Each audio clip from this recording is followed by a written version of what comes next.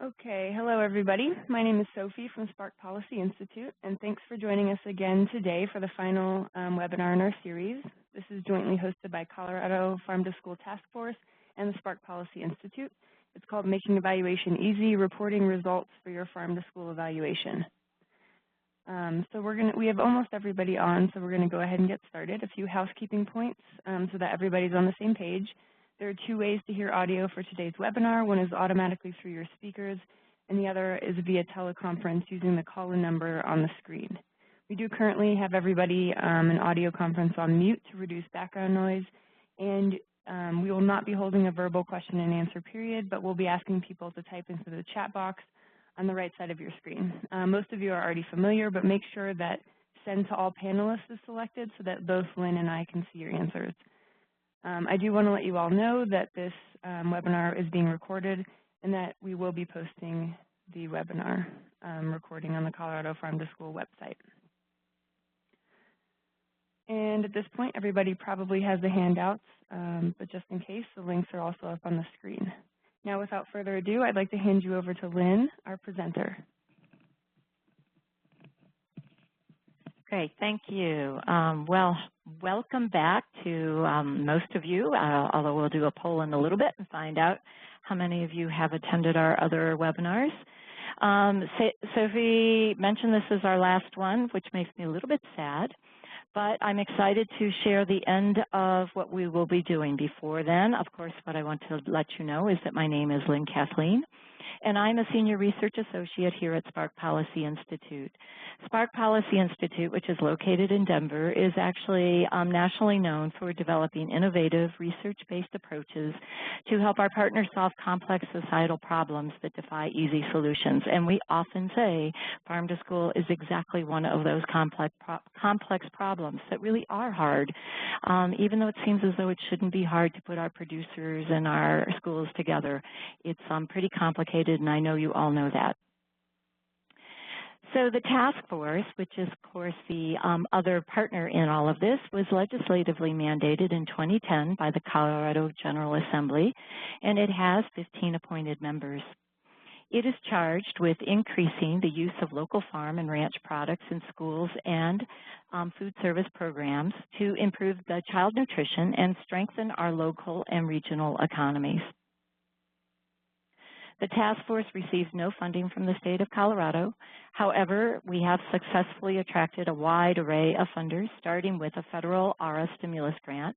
We currently have 2 generous grants from the Colorado Health Foundation and the Gates Family Foundation. Spark staffs the task force and provides a wide range of services, including research, regulatory and legal analysis, evaluation, facilitation, and trainings. In 2012, the task force identified a major gap in our farm-to-school programming. We simply had very little information about what our districts were doing, and the districts that were engaged in farm-to-school were not systematically assessing their farm-to-school activities. To address this gap, the task force, along with Spark Policy Institute, developed the Farm-to-School Evaluation Toolkit. With a 2-year USDA Farm-to-School grant, the toolkit is now being rolled out nationwide through in-person workshops and through these webinar trainings. For those who successfully complete the 5-webinar series, there will be 5 contact hours of continuing education credits available through, now we have 2 different organizations that will offer it. One is the Commission on Dietetic Registration, which is the credentialing agency of the Academy of Nutrition and Dietetics. And then we also offer it through the Metropolitan State University of Denver. Upon successful completion of the series, which includes a test, you will apply for the credits and will be issued a certificate. To be eligible for those credits, you do need to participate in all 5 of the webinars and take both the pre and post-series survey. Everyone should have taken that pre-webinar series survey, but after today's training, you will be directed to, of course, another survey, which will include a question about applying for continuing education credits. If you say yes to that question, you will then be sent a post-series test, and you can take that test within the next week, and we will then grade the results and let you know. Okay, Speaking of prior webinars in the series, let's do a quick poll to see how many of you participate in any or all of our previous webinars, either live or by watching it online. And once again, everybody, as you are all probably aware, the polling panel is on the right side of the screen, and you will have 30 seconds, actually now 15 seconds, to select your answer.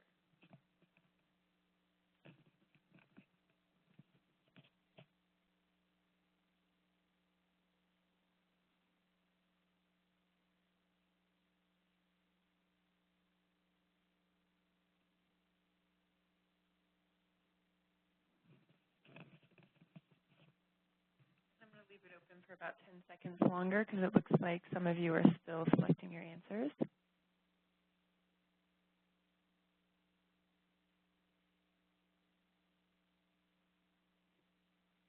Okay, great. So everybody has either seen all of the previous webinars or some of them. So that's great. Welcome back. Okay, terrific. Let's get going. All right.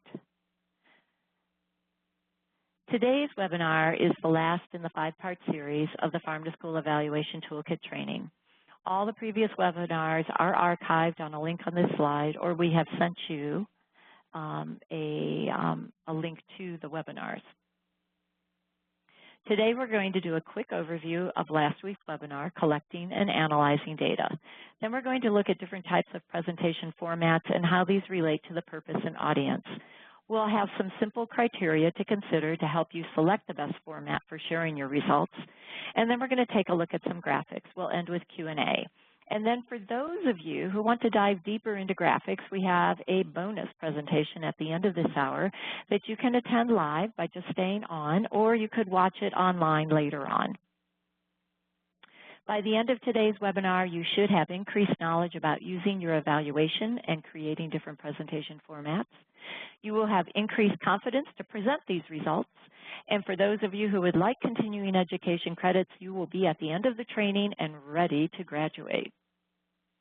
Let's take a real quick look at where we have been. We'll start with a brief review of that toolkit because it is the toolkit that this is all about. As you know, the overview walks you through each step of the evaluation process. We began the series with an overview of the toolkit and filling out step 1 of the evaluation plan. In week 2, we identified outcomes and target audiences for your evaluation. The 3rd week, we focused on step 3 and began step 4. Last week, we worked on steps 4 and 5. Today, we are in our last webinar, and we will be addressing step 6, how to use your evaluation results. Before we get started on this week's training, let's do a very quick reminder of what we covered last week. Last week, we delved into the implementation stage of evaluation. Specifically, we covered what a quantitative and qualitative research design would entail, paying close attention to how you select your participants, which is also known as sampling. We also discussed a couple of the most popular data collection methods. So we talked about surveys for quantitative data and interviews for qualitative data collection. And we looked at the practical components of conducting both, including online survey sites that could be used to help automate and ease the data collection process. Finally, we introduced methods for analyzing data, using spreadsheets for counting responses and for content coding open-ended or interview data, and using online survey tools like SurveyMonkey for generating basic descriptive statistics and graphics for quantitative data. We also reiterated the purpose of when you use quantitative data collection and when you use qualitative data collection, noting that by its nature, qualitative data should not be presented as numbers because its purpose is to learn the whys and the how comes, not the whats and the how manys. Last week, we talked about how to analyze that quantitative data and the qualitative data, and now it's time to use the results. But there are many ways to present results. Thankfully, it's not as confusing as it might seem. The first step is to go right back to your evaluation plan and think about the outcomes you selected to measure. You should begin jotting down, what is the purpose of your evaluation? Did you say it was for program improvement? Share with information with stakeholders? Report to funders? There are some standard presentation formats that really fit these different purposes. Which people did you intend to share the results with? Here we're talking about naming some specific individuals, not just the groups of people. Knowing who you need to reach will help you hone in on what information to share. As you put together your results, you'll want to check in with a few key people that you want to reach and find out their preferred formats. When are the results needed? Evaluation by its nature is about informing next steps. What do you want to inform, and when are those results needed? And finally, you will consider the different presentation formats which we're going to discuss today. But let's dig in a bit deeper to each of these considerations. Your evaluation plan identified its purpose. However, there are a variety of reasons why the purpose may have changed or shifted over the course of the evaluation, including there might be new opportunities, such as the release of a grant request for proposals. If you originally were collecting data for program improvement, you can rethink that data from the perspective of demonstrating need for more support or capacity to expand a program.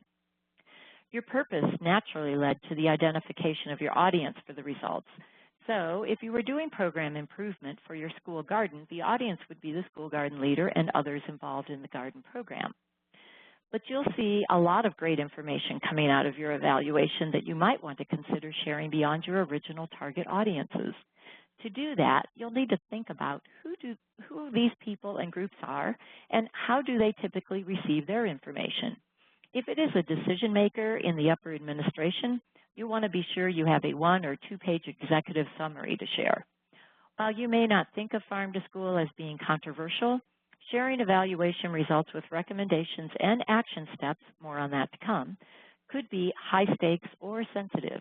High stakes could include things like meeting a funder's requirements and adequately demonstrating the value of the program. That may seem a bit nerve-wracking as you're doing your evaluation, knowing you've got to do that.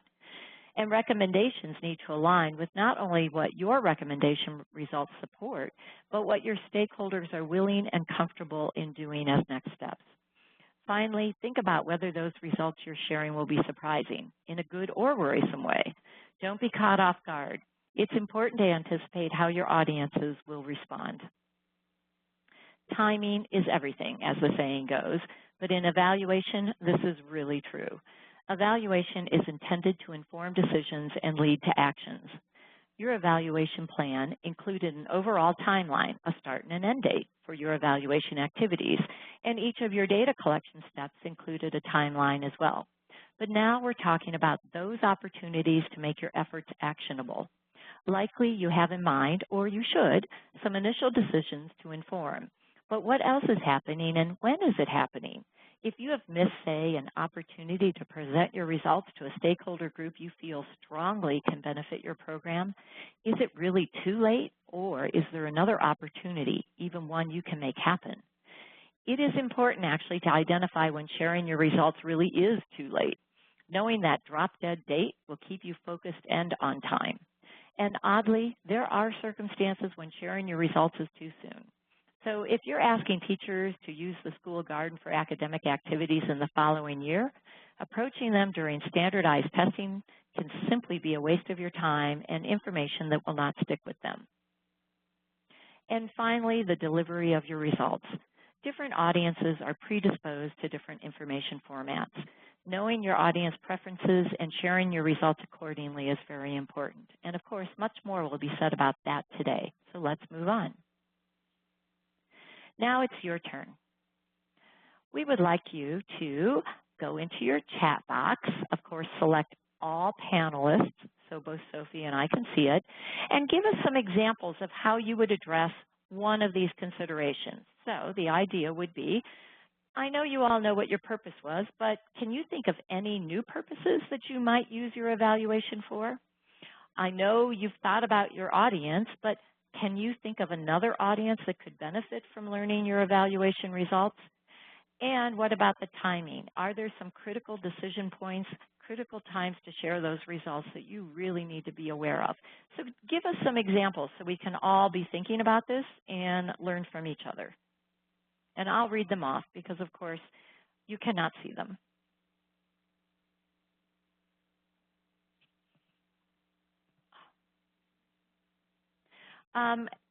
Okay, we just got, or I'm sorry, but we just saw that we have some audio issues. Can you let us know if you can hear us? Say in the chat box if you cannot hear us. Maybe you actually have to tell me if you can hear us. Oh, okay. Great. I don't know what was happening. Thank you. So thank you for telling us when the sound is going in and out. Okay, back to purpose. Here's a new one. Encouraging non-participating schools to try farm to school. Ooh, that is great. That's a great new purpose to think about how to use your evaluation results.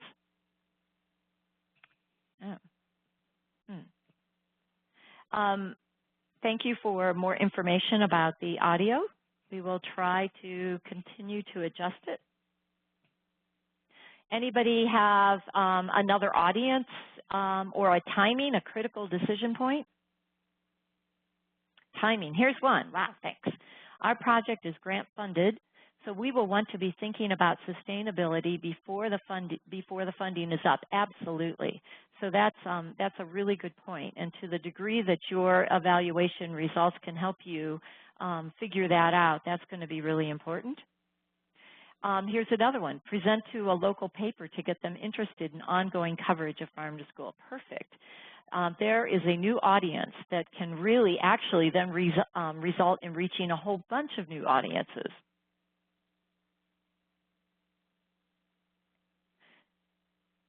We just had another panelist who was telling us they were having trouble with the audio, and it looks like the way she fixed that was to reconnect on the phone. So perhaps, I'm not sure, maybe if you're using the audio through the computer, maybe the phone connection will be more successful for you. You can find that phone information in the chat box. Okay, I'm going to move on. So thank you so much for giving us ideas of new purposes, new audiences, and the critical timing.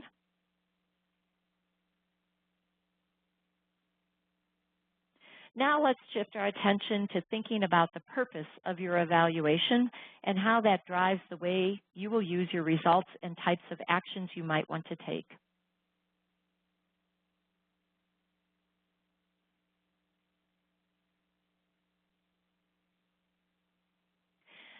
The first one, and of course what I'm going to do here is talk about the 3 purposes that we had originally talked about way back when in step 1 and have reiterated throughout the other 4 webinars. If you had identified program improvement as your purpose, then very typical types of ways to share your results to your food service directors, to your garden leaders, to teachers who are using the program, say the garden for teaching, or even your producers, would be through a technical report, an executive summary, a workshop. So you might want to meet with the staff or the garden people, the parents that are working in the garden and the garden leaders and the teachers, or in memos. Different kinds of ways that you might use your program improvement results include things like this.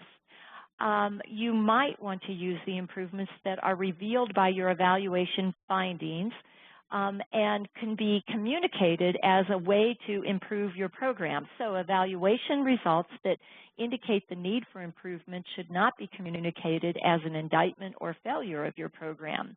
Rather, you should be generating excitement about the possibilities of developing an even stronger set of program offerings and improving already successful efforts. And you can even create an action plan that can be developed and communicated around those improvements. So if you want to eliminate or redesign activities, what you're really doing is talking about what you've learned here and how you can do that in a successful way.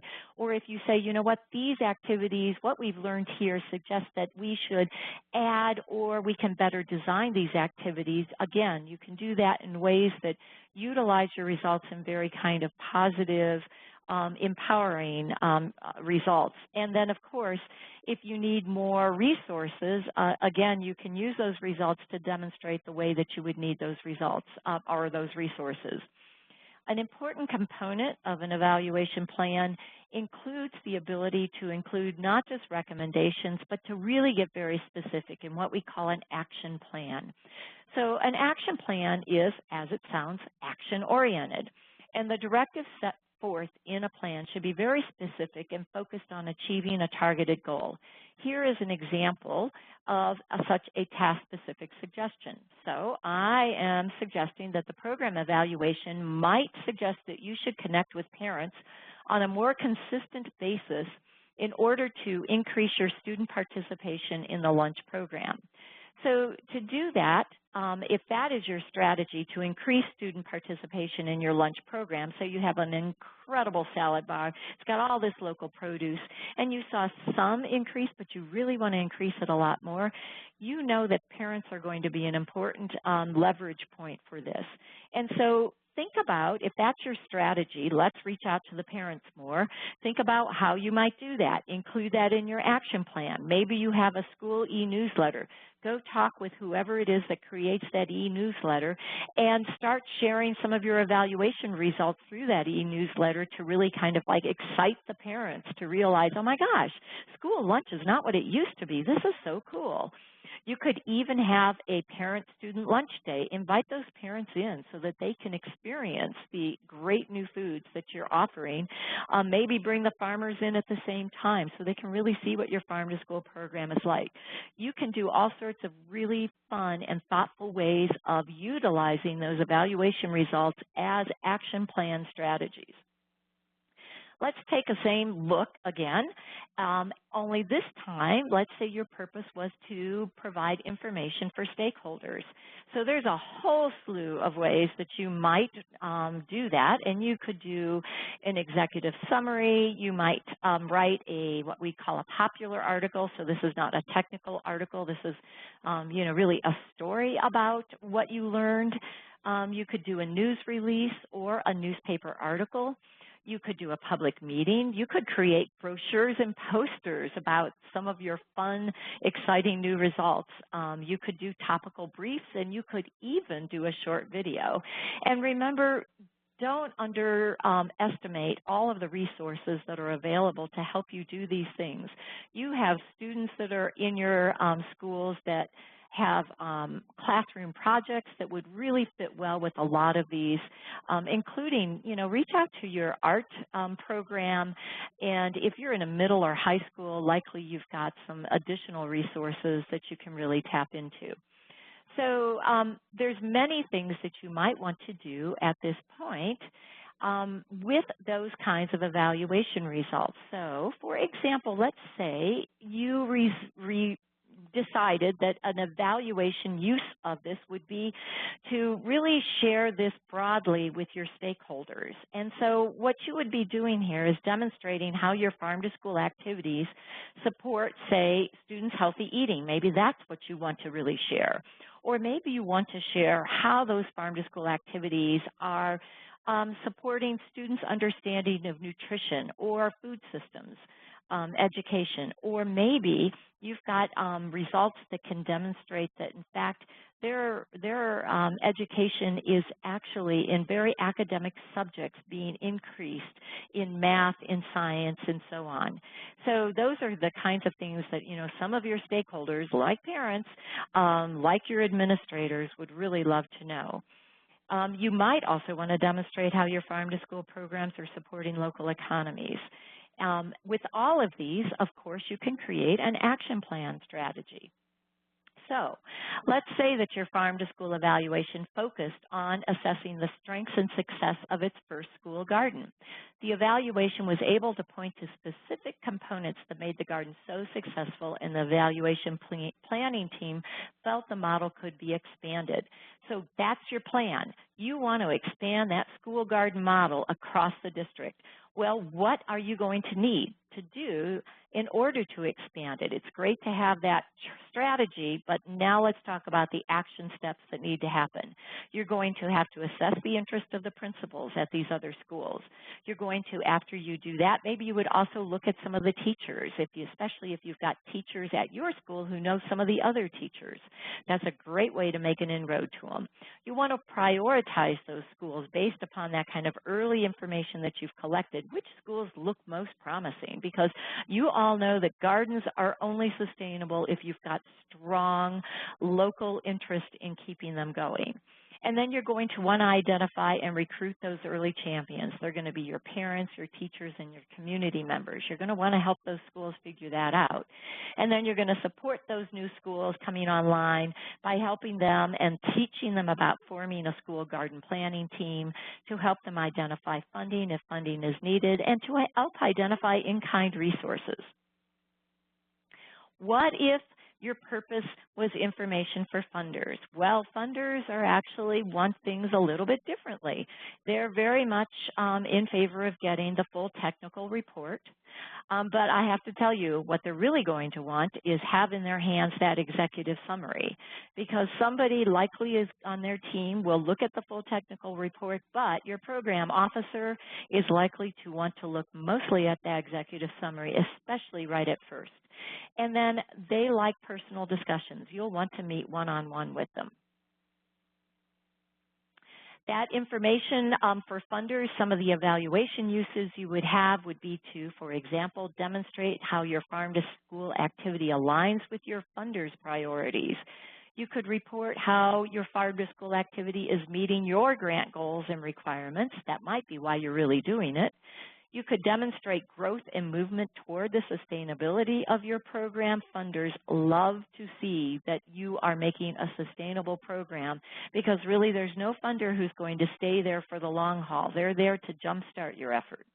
And then to demonstrate to your community partners that there is support. Demonstrate that there's support among your communities and partners for your farm-to-school program. Again, that's part of that sustainability part that funders so like to see. So what might be an action plan strategy?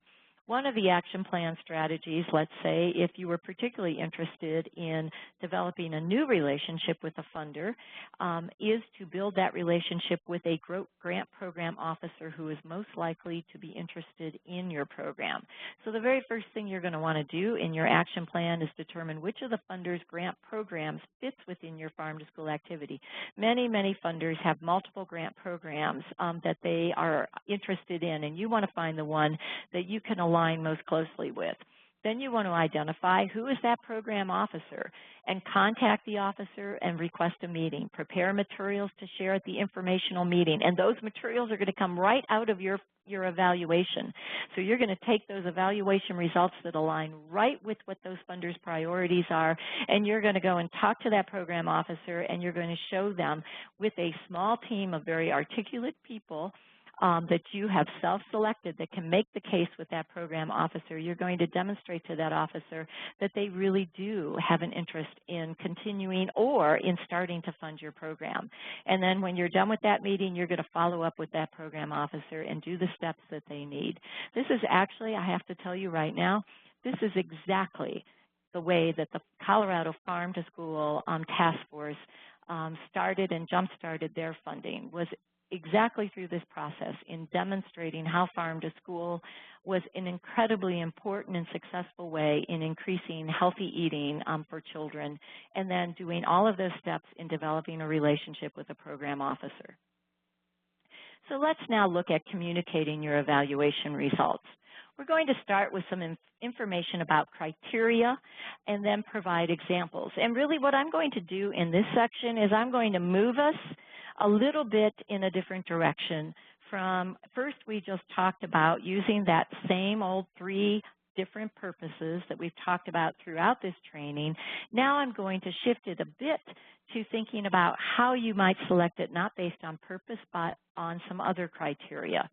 So here's a way to also think about what presentation format is really the best one. On this side, on the left-hand side, if more of these criteria are true. So if your audience is external, if that audience tends to want to have more formal documents than informal documents, if your purpose really is for accountability, if it turns out this is really kind of high stakes, your evaluation results that you're sharing is to kind of a high stake information area, if you've got very surprising or some negative results, if your timing is kind of way out and what you're doing is not right now, it can't be utilized right this very minute, so it's further out, if there's multiple opportunities to use that information, and if there's no opportunity to actually meet with your audience, then it's more likely you'll want to prepare your results in a formal way, so through reports, through technical reports, through a full report on the findings, through formal memos and other written documentations of your results.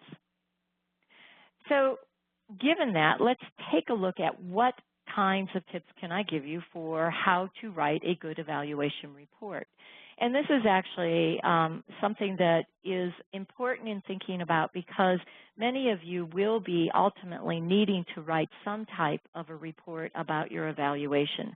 So let's think about the 4 steps that you should consider. First, you want to start early. Do not wait to draft your evaluation report or outline your presentations until the very end of your evaluation project timeline. In fact, you will be in such a scramble if you wait till the end. And indeed, a great deal can be done before you even have collected the data. So for example, you can write your background sections. The description of your farm to school program that you're evaluating can be written. You know what that is. You can write about the purpose of your evaluation. You already figured that out when you were setting up your evaluation plan. You can even talk about the outcomes that you're assessing because you figured those out when you were working with your particular audience outcomes. And you can talk about what key questions you are trying to answer. And you can even describe the data collection tools that you're using. So everything, basically everything except the results can be written. You should be writing this in a very concise and readable way. So only include those narratives and those findings that directly address your key evaluation questions. And here you're going to consider who your audience is for this particular report and only include the information that's relevant to that audience. So if your evaluation purpose was to share information with stakeholders, you'll want to, and you wanted to inform funders, you'll probably need to create 2 different reports, each that is most relevant to your target audience. You want it to be concise and readable, and you'll want to also make sure that you use fun things within it. So just because it's a formal report doesn't mean that it can't have some really fun and very useful ways to share the results. So for example, using pull-out boxes with quotes that support key findings is a fast way to get your evaluation findings across. Graphics interspersed throughout the report will break up the text and, done well, are able to convey a lot of information efficiently.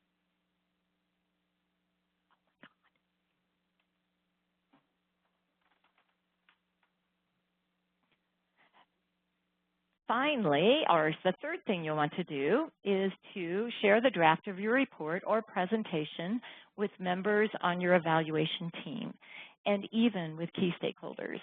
If you include a case study, be sure to have that person who provided you with the resources or the information review that section to check for accuracy. A careful review by multiple people will ensure that any omissions or misinterpretations are caught before you disseminate that final product. And then finally, the last one careful edit. You're going to revise according to the feedback that makes sense, and you're going to want to read it aloud to catch those awkward sentences.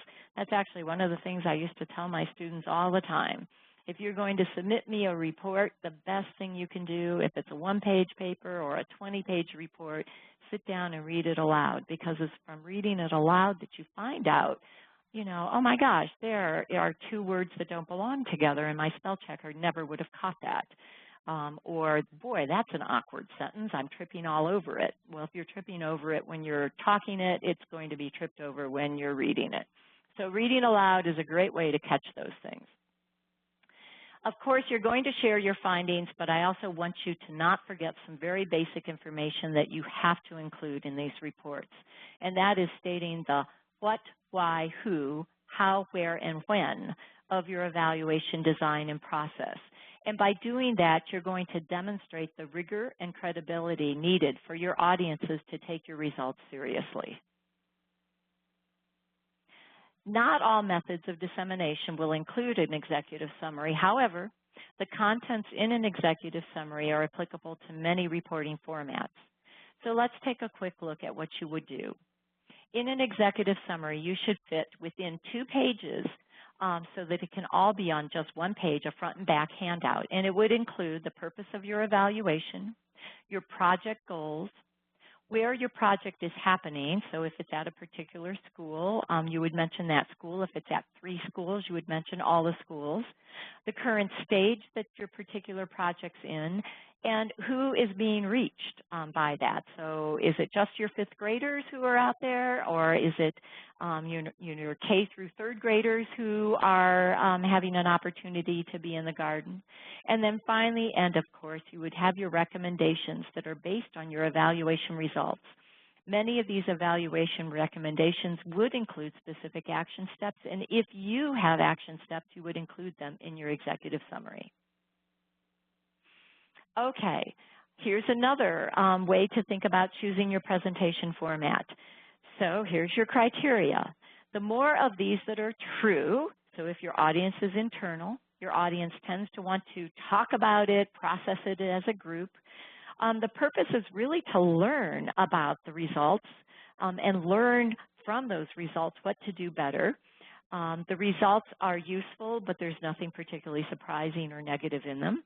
You need to do this very rapidly. The results are more likely to just be needed once or maybe twice at most. And you really have opportunities to talk through these results with your audience. If more of those criteria are true, then you'll more likely want to do what we call informal results.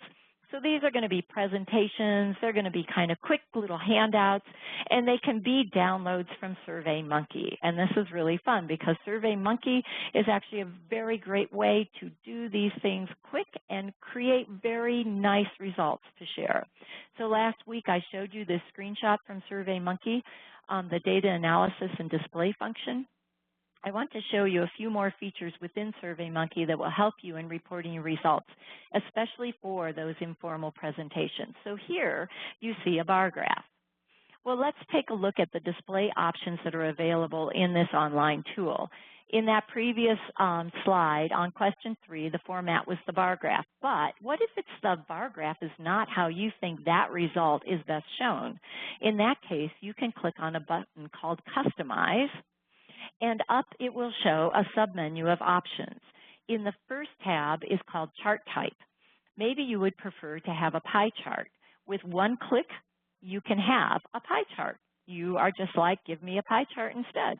In addition to the chart type, you can customize your graphic by whether you want it to show both the chart and a data table, or just one or the other, and whether you want to show the data on the chart or other various options for the axis. You can also select the colors for your charts, choosing from a wide range. And finally, you can edit your category labels. This is especially useful if your labels in the survey are too long for displaying in a graph or a table. All of these options are very easy to use, and the good news is there is no way you can make a mistake. Nothing gets saved permanently, nothing gets erased. You just go and play around and create the graphics that look best for your uses. You also, in SurveyMonkey and many other online data collection tools, have different export options for your data. So you could export it as individual tables or charts that can be downloaded as what we call a PNG file, which is really just a picture file.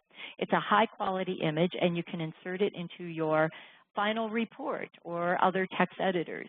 You can also download it as an Excel file if you want to create your own graphics using charts features in Excel. You could create it, download it as a PDF, and it's all ready to be shared as a report of your data, as a handout of your data. You can Also, download it as a PowerPoint file where all that information is already set up as PowerPoint slides. Here is the export question data formats where you can choose each one of those that I just talked about. And let me just show you what a PowerPoint download would look like. Here I've got an example of one of my PowerPoint presentations based on the SurveyMonkey download. So it would include, for example, a title slide. And the second slide, it shows you the responses, the number who responded, the total, and the completed responses. And here is that famous question 3, the bar graph on how long have you been doing farm to school activities, only in this case, it's shown and was downloaded as a PowerPoint slide. I can't tell you how easy this is. And so please look at the online survey options and data collection tools, because it really will make your data analysis as well as your data presentation very easy to do. And then finally, the last way of thinking about choosing presentation formats is to ask the questions of, if more of these things are true, is your audience external? Is your audience broad? In other words, are there many different types of people? Does the content you want to share include stories? And is your content really visually compelling? Can you make it visually compelling? And is the purpose to include building visibility and understanding the results and understanding the work that you're doing? If that's true, you're really going to be creating what we call marketing materials. And these are going to be things like press releases, website features, and blogs.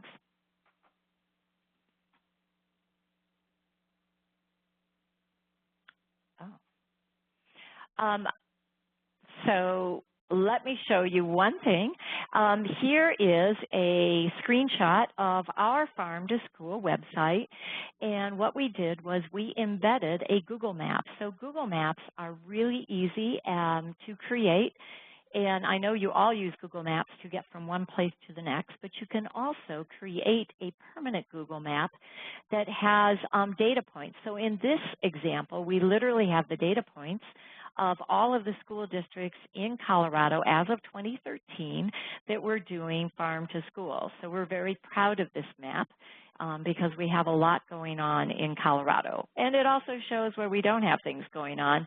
And actually that's where the task force spends a lot of its efforts, is to go after those areas where we don't see as much activity happening.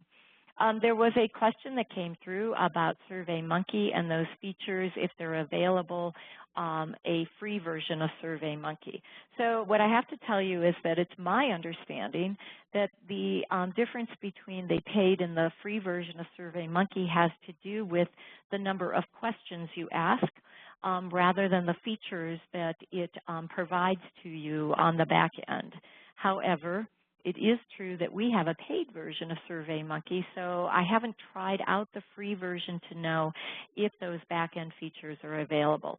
The other thing I would tell you, though, is that SurveyMonkey is actually a very affordable thing to do. You can do it for just a month, and so you should take a look at some of those paid options, too. Don't shy away because they say they're paid. Okay. One person last week asked a great question that I think many of you will face, which is, what if your audience doesn't like numbers? What do you do? Well, no problem. One of the great things about data is the ability to create graphics. And basically what graphics are is just pictures of your data. So effective graphics not only turn most data adverse audiences into data consumers, they also can convey information without requiring the audience to read paragraphs of text. So for very busy people, images will catch their eye in ways that pages of words will not. Let's take a look at what types of graphics you can use and how to make them top-notch.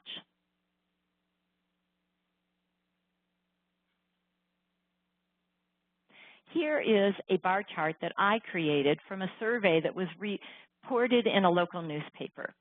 We actually had 25 questions in this survey that were ranked, And while the full report that we gave out, and honestly the online version of it had the 25 questions available, for the newspaper article we knew that really we couldn't show 25. It would be an unreadable graphic. And so we said to ourselves, well, what was the most important thing to show?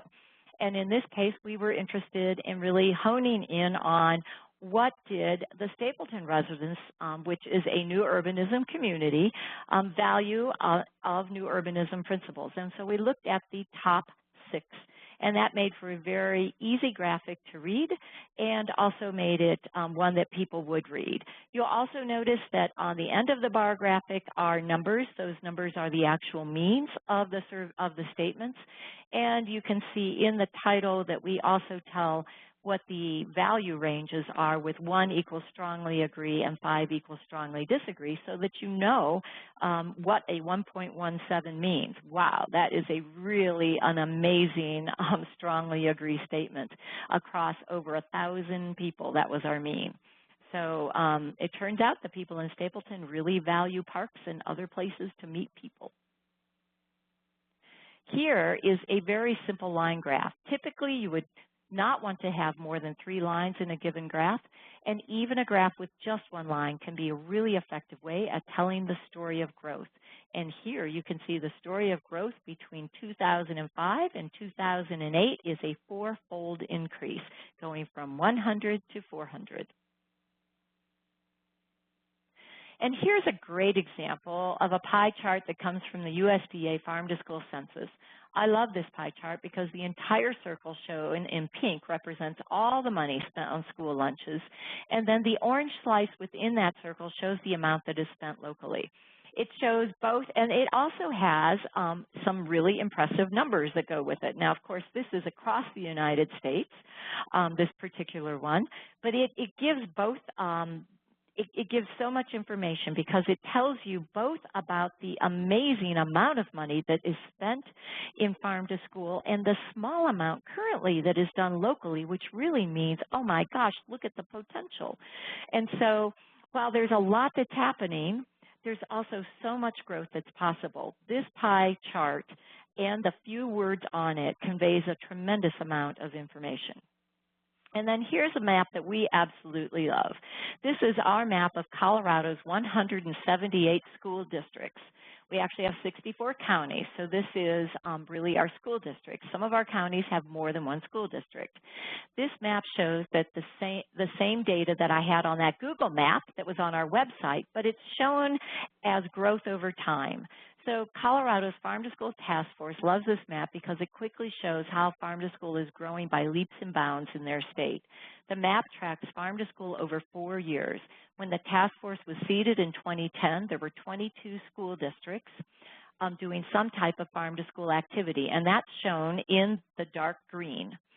By the end of 2011, so 1 year later, there were 41 school districts. Now, those are shown in light green. So it's light green has been added. Now, light green and dark green is 41 together. At the end of 2012, there are 64 school districts. They've been added. Those new ones are added in orange. And then by the time we get to the end of 2013, we had 86 school districts. Those are shown, the newest ones in 2013 are shown as red districts. And all together, we had 86 districts out of our 178 school districts that were engaged in some type of farm to school activities over the course of 4 years.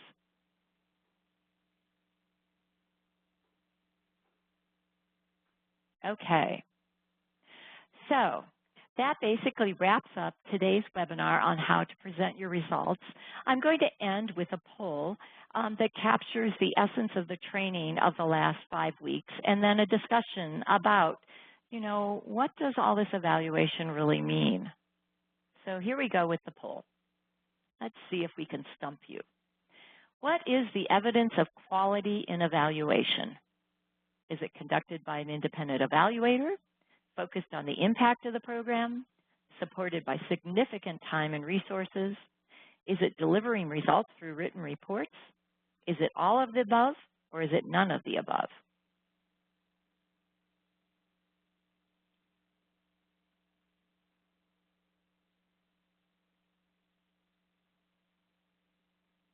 Okay, we have about 30 seconds left on this poll.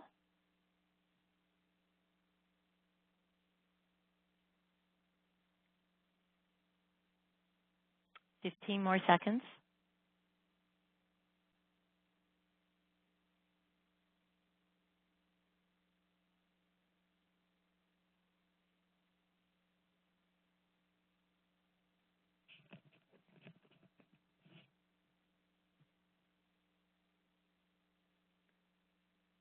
Okay, I think we're going to give everybody a little bit more time, so another 15 seconds.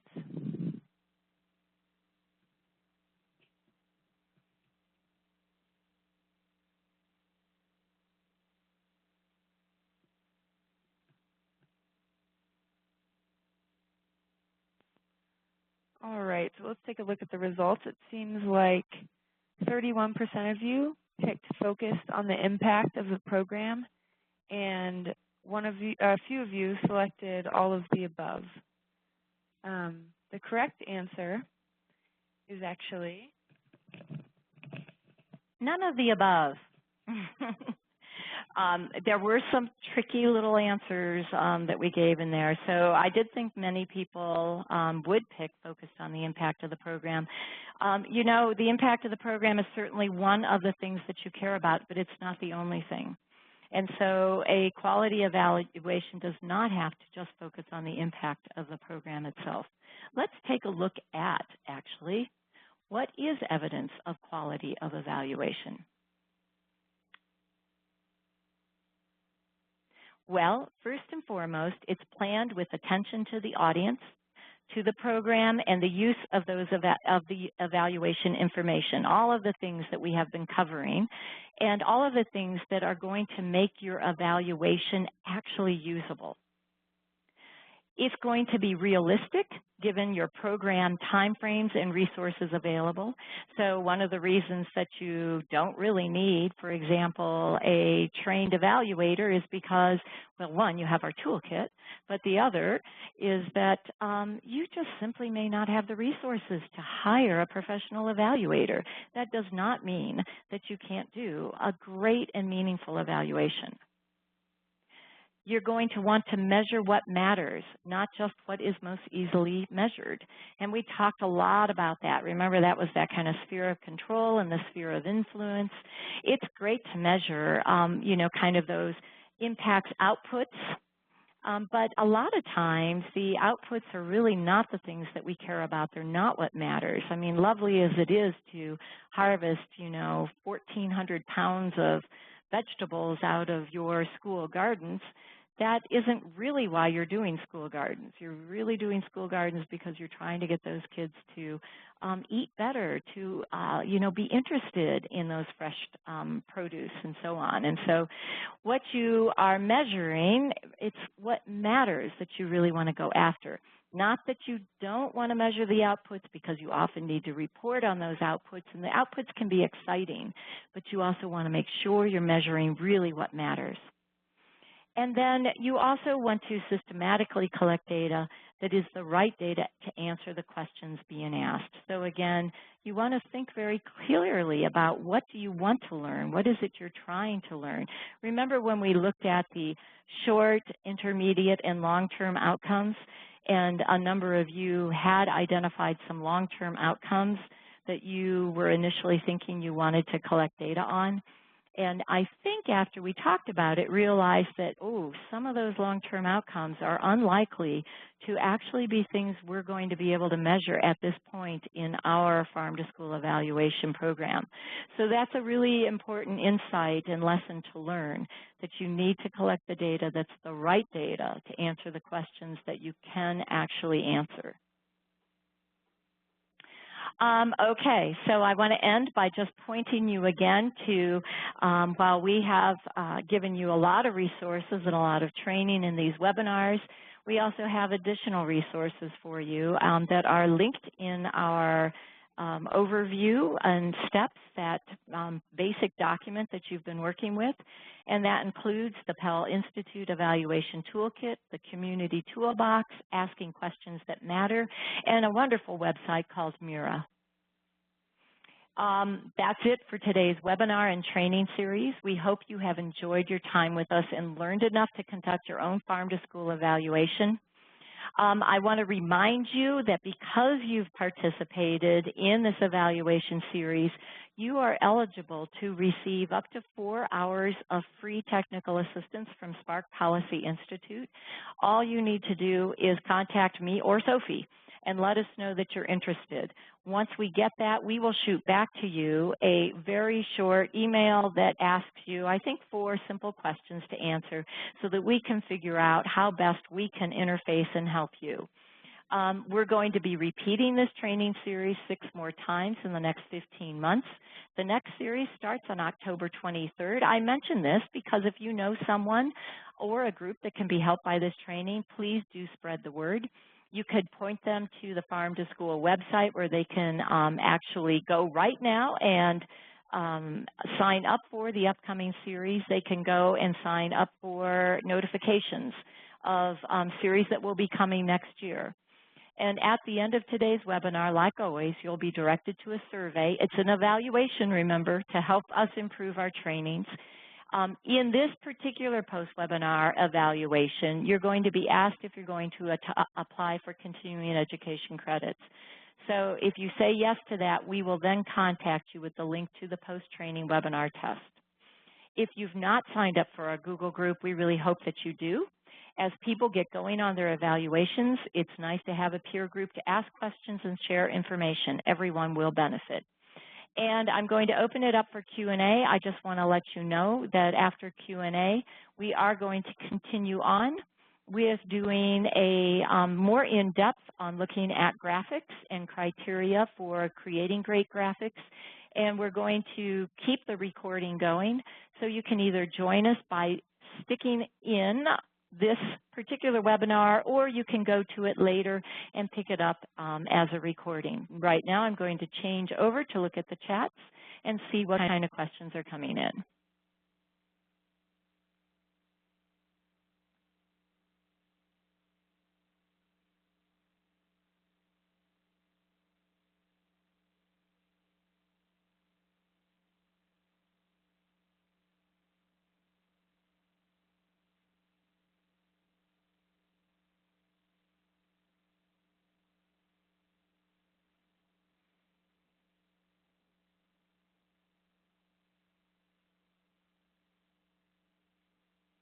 I don't see any questions yet. However, we still have a couple more minutes. So I'm going to we have 1 more minute. In 1 more minute, you can put in a question. If questions start to roll in, we'll keep the Q&A going. If they don't, I'm going to move over to going and digging in deeper on creating effective graphics.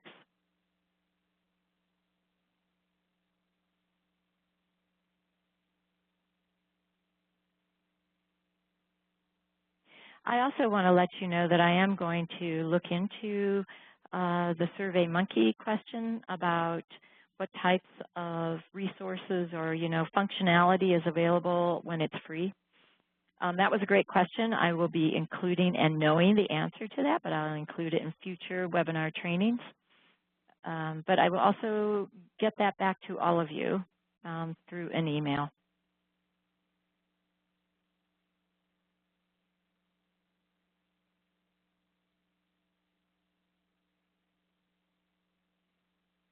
I do not see any questions, and it is 1 o'clock. So if you would like to stay on, please do. Like I said, we're going to continue recording it so that it can be watched on the website. So here we go. Let's take a look at more on graphics. And the reason that I'm adding this as more information is because what I know about graphics is that some people are actually pretty comfortable making graphics, and going into this kind of detail might not have been the best use of our time. I also know that graphics are an extraordinarily important way to make your evaluation results accessible and meaningful and to be used. And so it's really important to use graphics and to know how to create good graphics. So let's talk about the elements of effective graphics. Ideally, your graphic needs to speak for itself. And when I say that, what I mean is that the person does not need to refer to the text of the report to understand what that graphic is saying to them. If the graphic is in a PowerPoint presentation, then likely you'll only show a few of these components, but you should be prepared to answer the questions about, for example, when was the data collected, what are the sources of data, how was the sample drawn, and so on. So let's take a look at different types of graphics. First, I'm going to talk about bar charts. Now, I've shown you bar charts, but now I want to talk a little bit more about the bar charts. Bar charts are a great way to show comparisons among answers. It's easy to create, whether that's in SurveyMonkey or in Excel, and you'll always want to label your axes.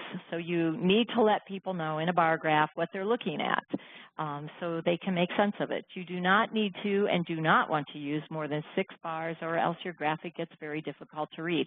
If you actually need to use, if you have a question and it had, say, 10 or 25 answers like I was talking about one of mine did, you could break up your bar graphs, just create several of 6. Group together those questions that are naturally make sense together, and that would be one way of doing it. Or you might group it together by literally the way that the rankings came out. So, your top 6 answers that had the highest support, the bottom, the lowest support, and so on.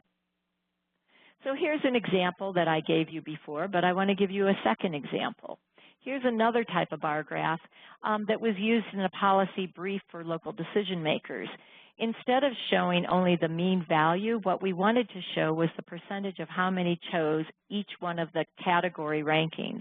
And so this was an important way to show the particular audience that, for example, we had tremendous amount of support for farmers markets. It turned out that that was the one, and community gardens, where more people, over 40% in both of those, in fact, almost 50% for both, were extremely or very important. That is how that they had relayed and ranked it to them. And so that was important to be able to show how that drop-off happened down, as you see by the time you get to the support of a formation of a local food policy council, the percentage of people who say it's extremely or very important is actually quite low. However, the percentage who said it was moderately important, and the total by the time you put together moderate and extremely and very important, demonstrates that actually the formation of a local food policy council probably is a pretty good idea. It's almost 65%. And so that's the kind of thing where you're really trying to show the nuances as well as show kind of the groundswell of support for a particular issue or a particular finding. Line graphs are a useful way for showing trends and for showing differences between groups. As I showed you before, here was a very effective and simple growth chart that showed just the growth from 2005 to 2008. As I mentioned before, you would not want to use more than 3 lines in any given graph, and you would also show over on the side what each one of those lines means. So here we just have 1 line, and so therefore our legend just shows that the blue line is vegetable growth. But if you had more than 1 line, your legend would show and name what each one of those lines means. Pie charts show the proportions of a whole. And like graphics, you must limit the number of individual, like the other graphics, you have to limit the number of individual components. In this case, you're limiting the slices, and you really want to use that number 6 again, so 6 or fewer slices in order for it to be readable. You can use contrasting colors, shades of gray, or simple patterns to differentiate those slices. If you're going to, honestly, I have to tell you, contrasting colors are great in like a PowerPoint presentation, but shades of gray or pattern, so like dots and hatches and things like that, are really better when you're doing it in a report when you know it's going to be copied in black and white, because contrasting colors often will not contrast enough when they go to grayscale. And also, you want to label your slices. That either is to be labeled right on the slice itself or in a legend. And finally, you can emphasize a piece of your data if you've got a piece that's particularly important you want to pull out by moving it out from the circle or highlighting it within the pie, as we had shown before and as I'm showing again in this same graphic. Illustrations convey a lot of information efficiently, and my favorites are maps, which can be very effective and compelling way to show the impact and even change over time. Let me show you a couple of things. Now, I know you saw this graphic already, but I'm going to dig a little deeper. This is our current Google map of school districts in Colorado that have farm-to-school activities happening. It's very simple and free to create a Google map. And in fact, all you need to do is just Google how to make a Google map, and you'll get the information. Here, one of the great things about Google Map is the ability to link a data point to your descriptors. So, for example, we see that you can hover over a map point for Bayfield School District, and you'll learn, because I added this information in when I was creating the map, you'll learn the source of information by which we knew they were doing farm to school, because that was really important for us. We needed to be able to demonstrate, and we wanted to, just know that we had it right.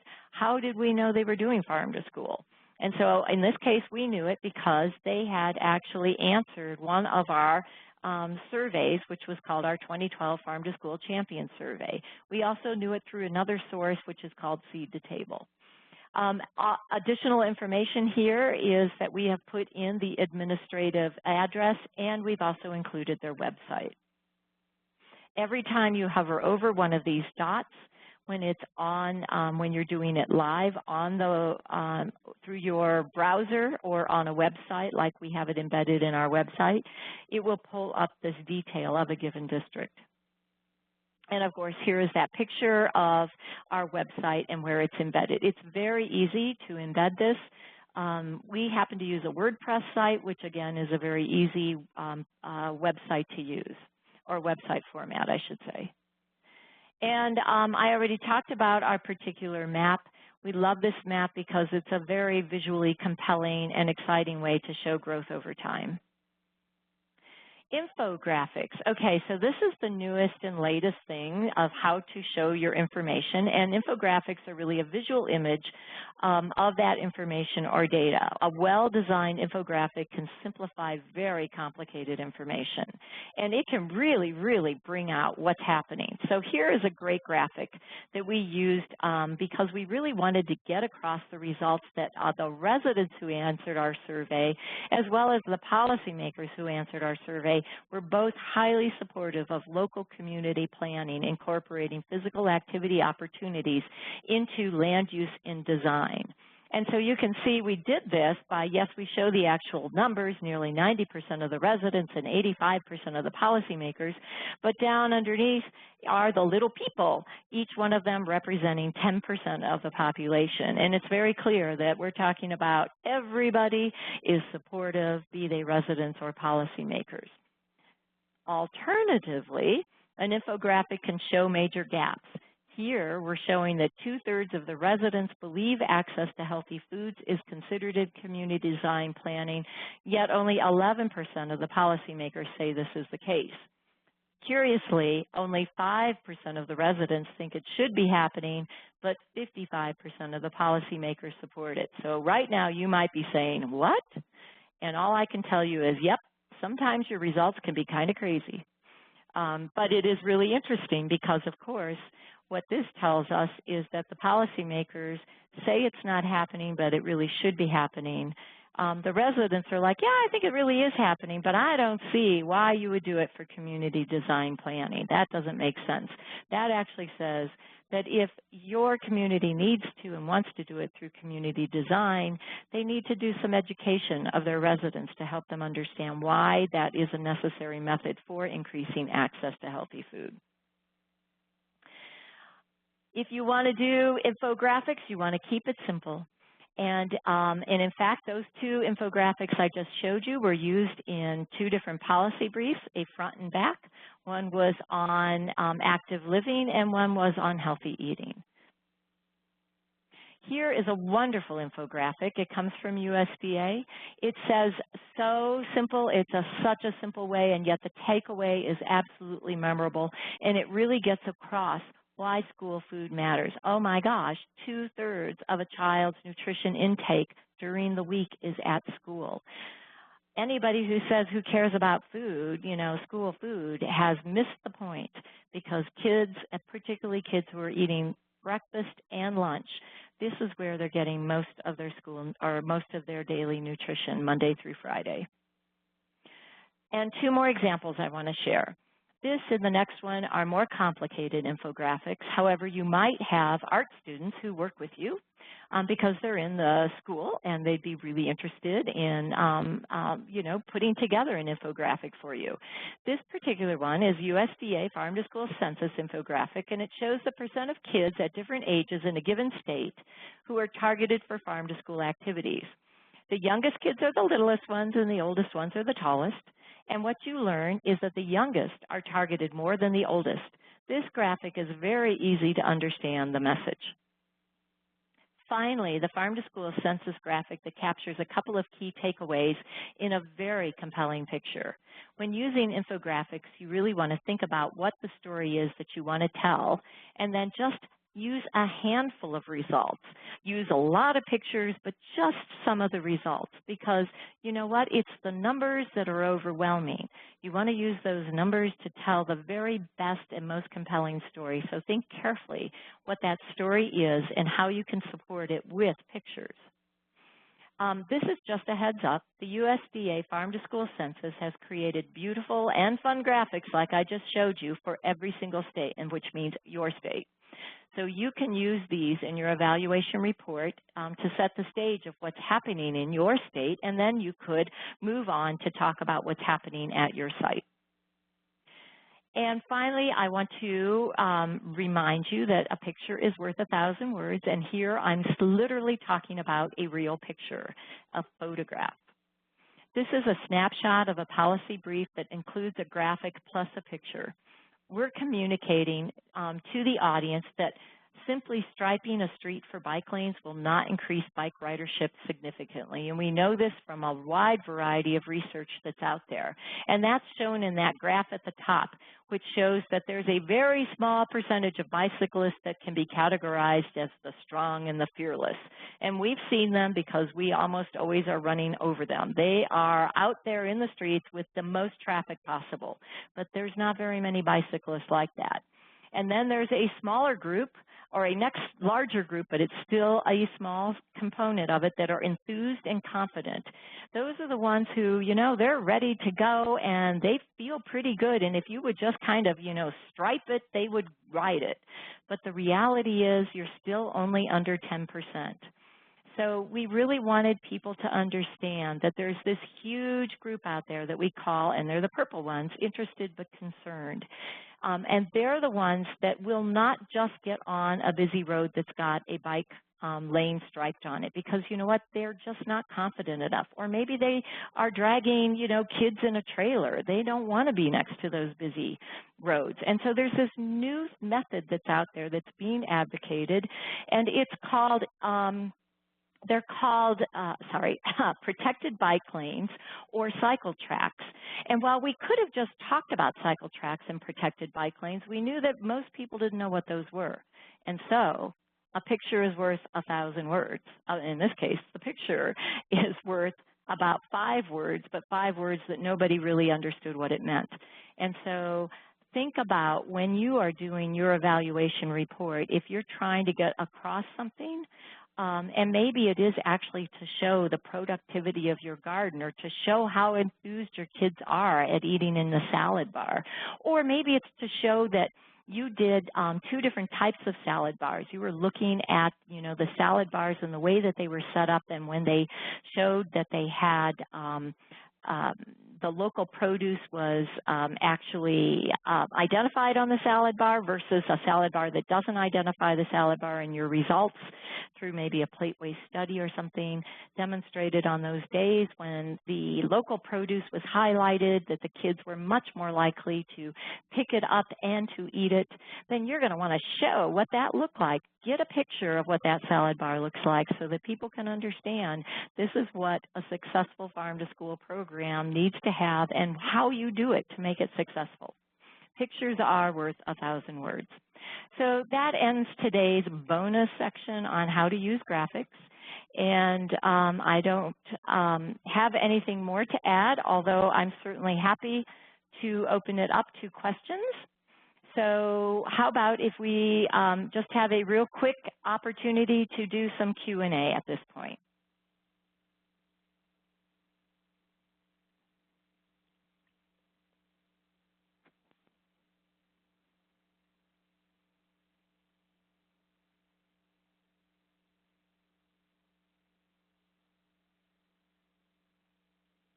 I'll give you a little more time.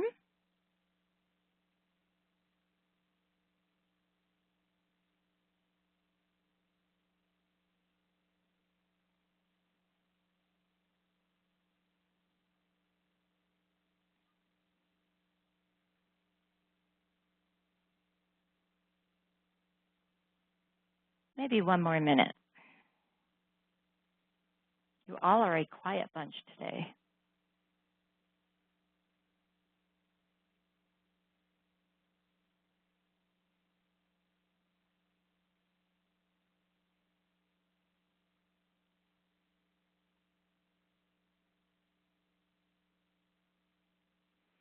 So I just want to let you know that I really appreciate all of you who have come to our webinars, whether it was the entire series, which is way cool, or if it was, you know, particular webinars that you felt were going to be most useful to you. This is, as you've probably heard before, the first time that we have launched. This is the first of the series that we have launched. We've learned quite a bit in doing it, and we will be making some changes as we move forward just based upon the great questions you guys have asked and the feedback that we've gotten from the post-webinar surveys. So with that, I don't see any questions coming in. So I'm just going to say goodbye. And if you do have questions, you could post them on the Google group. We will always be monitoring and participating. And of course, you can ask questions directly to me and Sophie. And please remember that you do, and you are, I mean, you're the first group that knows about this free TA that's eligible for it. And we have funding to do the first 20 sites that request technical assistance. So we're hoping that means that, you know, people want to do their evaluation really fast, get going on it so that they can take advantage of this free technical assistance. And you guys are the first one out on the training. So it seems to me you're really well placed to get this free technical assistance. Get going on your evaluation, contact us, and we'd love to help you. Okay, thanks a lot, everyone.